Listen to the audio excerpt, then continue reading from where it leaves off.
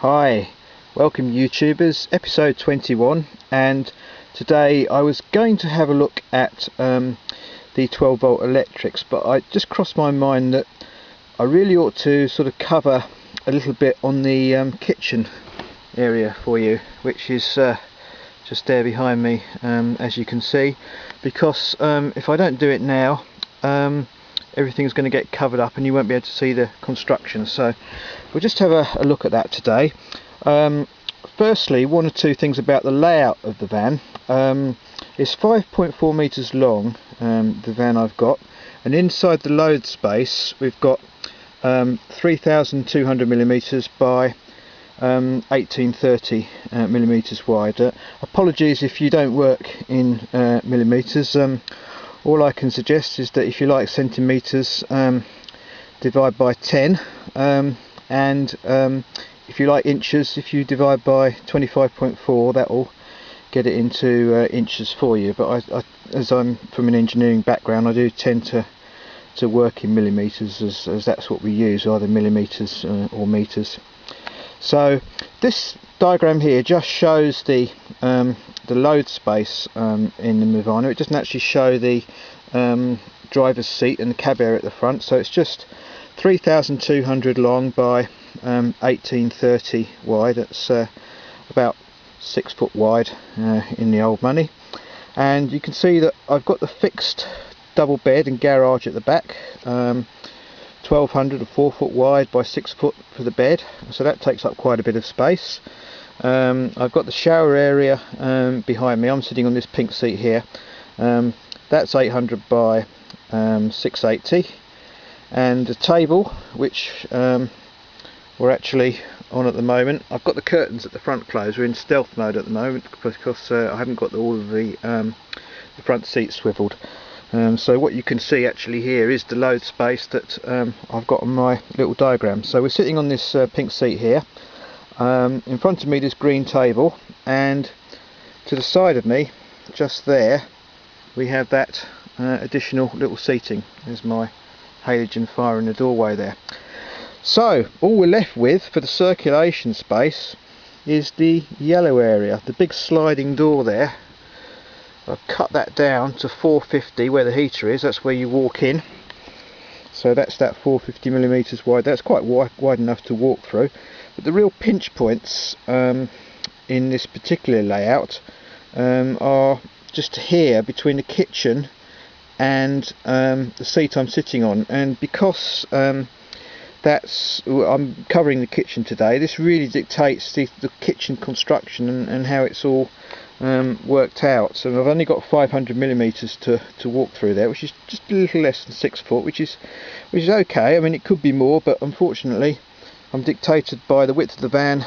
This point here for the seat I'm sitting on, which is comes in 900, which is almost half of the width of the van.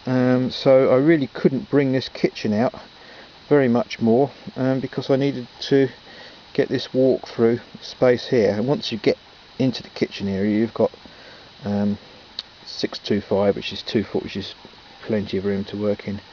So that the real pinch point is dictated, you know, how I fitted my kitchen together. I have to say that I have got a limited area in this van. I mean, you may not like the kitchen, and a lot of people won't, probably girls especially, will not say it's big enough, but basically in a layout of this size something has got to give somewhere, and in this van unfortunately it's been the kitchen. So it's more like a continental kitchen. It's a continental motorhome. It wouldn't suit the British market, where you've got a full size oven and what have you, microwave and God knows what else. But I have actually managed to pack quite a bit into my kitchen space, which the basic unit here is the SMEV sink and 3 hobs unit, which is 700 by about 475 millimeters wide. So we'll have a quick look at that now, just go through that and see how the kitchen works. So if we just swing round, here's the pinch point I mentioned between the seat there. This seat's coming in, this double seat I fitted, and the kitchen comes around there. So you've got 500mm to walk through there, which is quite adequate, and that's really dictated the design of this unit. It comes out a bit more at the bottom here, but at the top I've brought it back to give me this walk-through space, otherwise it would have just been too tight. As you can see, I've got cooking there on one of my gas rings, a couple of pork escalopes.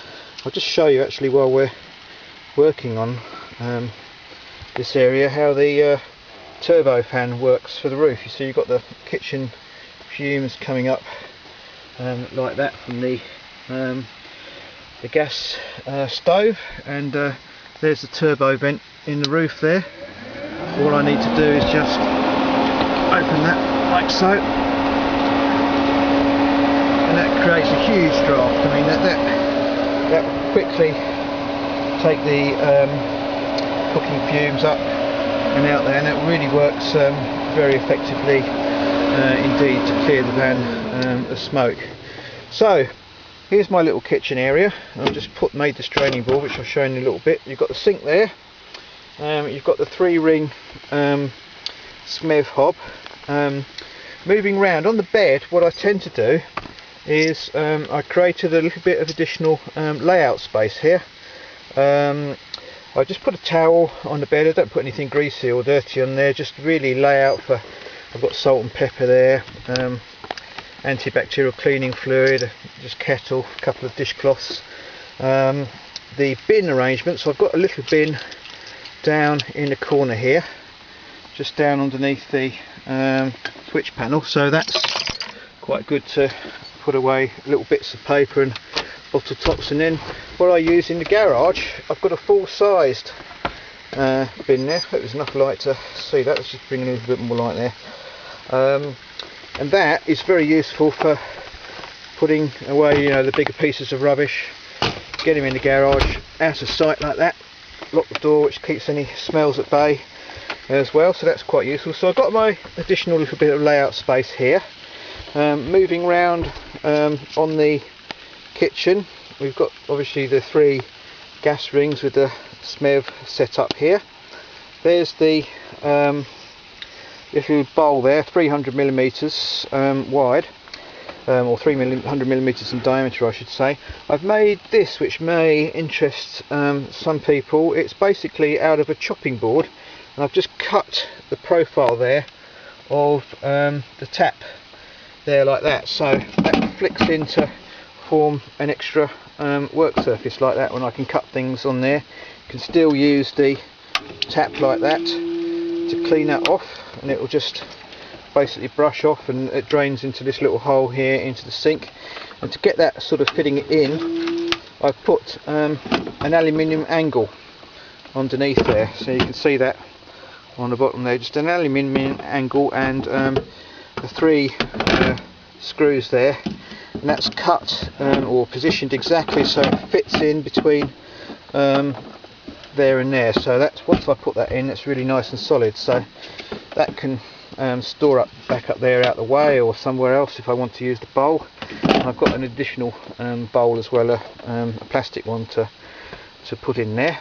So the tap, I think you've seen before, I've actually wired it up on a little switch underneath here. There is a micro switch in the tap, but I haven't bothered to use that. I mean, I could have wired it up here, but I mean, I found this switch is okay. And the micro switches can actually get corroded with the sort of wet conditions, so I've put a switch in there, basically kept all the electrics out of the way.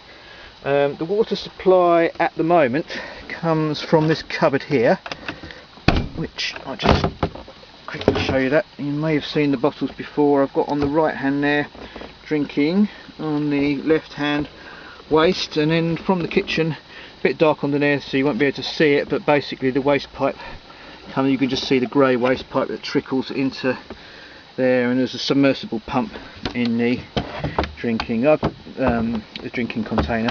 This catch here is one of these push to fit, push to lock catches. I've just sort of fitted on the back there. It just fits in like that, and that keeps everything nice and neat. The cupboard doors here, I've cut this one down, I've filled and sanded and filled this. I haven't varnished it, but I've still got this line. The filler hasn't taken the stain very well, so I'm going to have to be putting some additional ply around there. I'll put some beading on here which has covered it, but I'll probably put some ply to sort that joint out. Unfortunately the door just wasn't the right size, but in that little cupboard there, in the top one I've got my glasses, and in that one I've got plates and bowls, and you get quite a lot of cutlery in there. Actually, it's surprising the amount you can get. I've got another push to close catch there when I'm on the road. This little space in between here, no space is wasted. I've got silver foil, I've got this thing for grilling, I've got pine disinfectant in there, I've got a brush somewhere to clean things up. That just fits away, and it also gives me access to the tap and the drain point underneath the sink if I need to get access. This little bit here I've just filled in with a piece of ply at the moment, cut that on the curve. This top bit I'll be trimming up. This actually is my old work surface, which is one of the earlier videos. I've gradually manipulated and cut this down, and just use this piece of MDF. The top of this is a piece of 18mm MDF. So underneath the hob unit I've got the fridge, which is the Dometic, I think it's an 80 litre one, that quite nice with a little freeze box and everything, a 3-way fridge, and that's all built in. There's an enclosure on this fridge, and you've got the fridge vents outside. I'm not going to go outside now, but I'll show you that in another video so that you can see just how the fridge installation works. But just today I'm just showing the fridge as part of the kitchen. It's also got a little freeze box in the top there, which is quite good. So quite good. I'm pleased with that fridge actually. It's really worked very well. Underneath here got a little cutlery drawer. It's not very deep, this cutlery drawer, you can see there. I'll just get down, you can see how, sorry about the back of it, there's varnish around a bit there, I haven't tidied that up yet, but you can see that it's only here sort of 40mm deep. That's all I could fit underneath the gas stove, but although that's not much, it's enough to fit all my cutlery, and I'm also using it for screwdrivers and odds and ends, and my trusty electric little mini battery drill, which is a necessity on these projects. I'm always keeping that to hand. So that's one drawer. I've just put a drawer front on there from a hardware stock, varnished that in mahogany. When you varnish the pine with the mahogany varnish, you get this quite nice golden colour, which I'm using with these brass knobs, which works quite well with that. And I'll hopefully be finishing the sides of this off with a sort of anodised brass aluminium strip thingy, so keep the colour scheme. So that's that drawer. Moving on to this one here is another drawer I pretty much built from scratch. You can see it had to be built like that because I've got this little angle here, which is just the way the sink works, that I wanted to get the maximum space inside the drawer so I could fit my these sort of ladles and spoons and things. The drawer literally needs to be that big to fit all of those in, a tin opener and a knife and scissors and matches and candle and batteries and fuses and things that all of the sort of thing you have in your kitchen drawer. I've just made this one out of 9mm ply. This is not a drawer front, I've just made it up by gluing 9mm ply on and putting some beading around the edges and varnishing the whole thing. Slightly rustic, but you know, it serves its purpose, and I think it will look better. I've got a little bit of work on finishing and sanding this to do, and another say this edging strip to go round there, so hopefully that will look a bit better. I made this one a very tight fit so that I really didn't have space for one of these push to fit close things on here, but basically, oops, it does get stuck there sometimes. There you go. Once it goes in, that's not going to come out on the road. I mean, it's a little bit of a tug to get it open because it's not on runners. It's just a really tight fit, and it fits in there quite nicely. So That's that little drawer there. We've got another work surface, and I sort of built this cupboard into the opening of there's the main door in the van, the sliding door. So I've built this in here. As you can see probably on the diagram here, that the blue one there is a little cupboard I've been showing, that 250mm one, and the door actually starts right back where the seat is. So I've built that partly into the opening, and all I'm left with is this 450 here to walk through, which is where the fire is. Another little additional work surface, I've got this one here that can just come up like that. So I should have a thing to fit that underneath. Sorry about the camera, I'm just doing it one-handed obviously. But there you can see that forms an additional work surface. I'm going to, this again is 18mm MDF. I've varnished it, but I'm going to fit this white tiling work surface on the top of that to finish it off quite shortly. It was just why I thought I'd better film it now, just so you can sort of see it in this particular state before all the finishing goes on. This little arrangement here, you can see that I've got the plug in there for a 240-volt socket. Also, you may be wondering what this is. There's a little sort of quarter circle cutout. That's so I can fit a strap through there. You see I've got a strap that goes on the door. That actually can go down there, come through the hole, and I can pull it to close the door very gently without slamming the door, because these big sliding doors, sometimes unless you really slam them, they don't go shut. So I can shut that quietly if I'm on a caravan site or something like that, using this little cutout and the strap pull. I won't bother opening the door now because it's dark and a bit of a mess to get open with the fire in the way, but I might show you how that closes on a future occasion.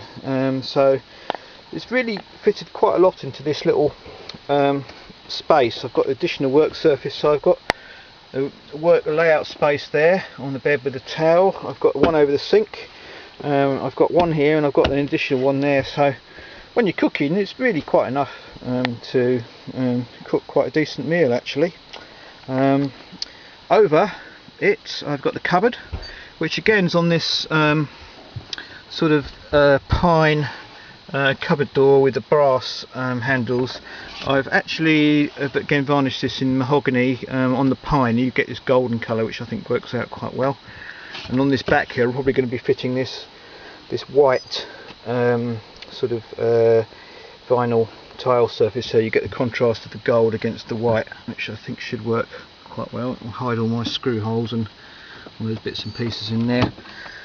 In that cupboard I just store tea and coffee, sugar, spices, oat cakes, all of those sort of dried food and nuts and dried fruit type of things, stock cubes. So that's sort of my little basically ingredients cooking cupboard. Tea and coffee in there as well, I think, which is all very useful, just next to the control panel. This is just temporary at the moment, the tin foil. Basically I want to get stainless steel sheet in there, but had a bit of hold up getting that, so it's been really it's the time I need to get that sheet in. So that looks a little bit of a mess with the silver foil, but it's just to sort of act as a bit of a heat shield while I'm doing the cooking, because it's actually quite close to the back there, but when the stainless steel goes in, it'll be fireproof, which will be superb. So just a little bit about the tiling that I'm using to fit on these. I'm going to be using this tiling quite a lot. It's the vinyl tiling from B&Q in the UK. Really Walmart, or I don't know where you get it in the States, but I'm sure at the hardware store they have these type of self-adhesive vinyl tiles.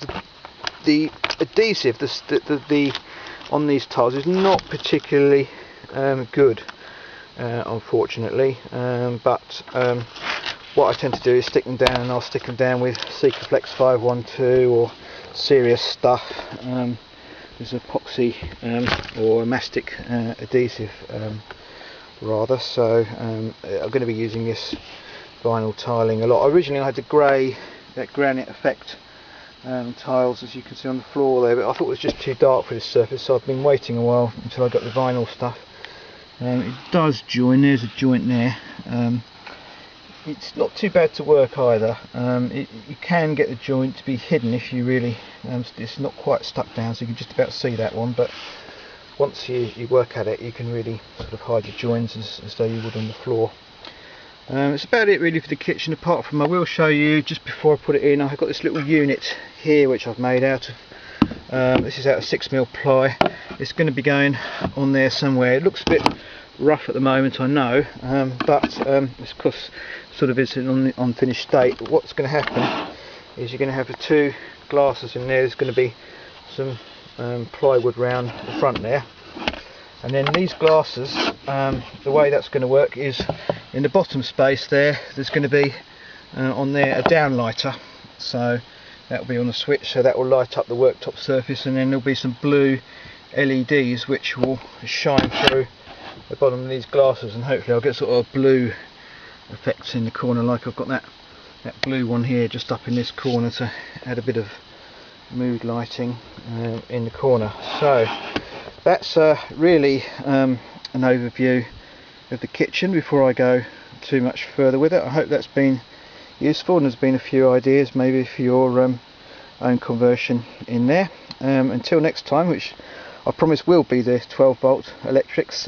we'll see you then. Cheers, bye.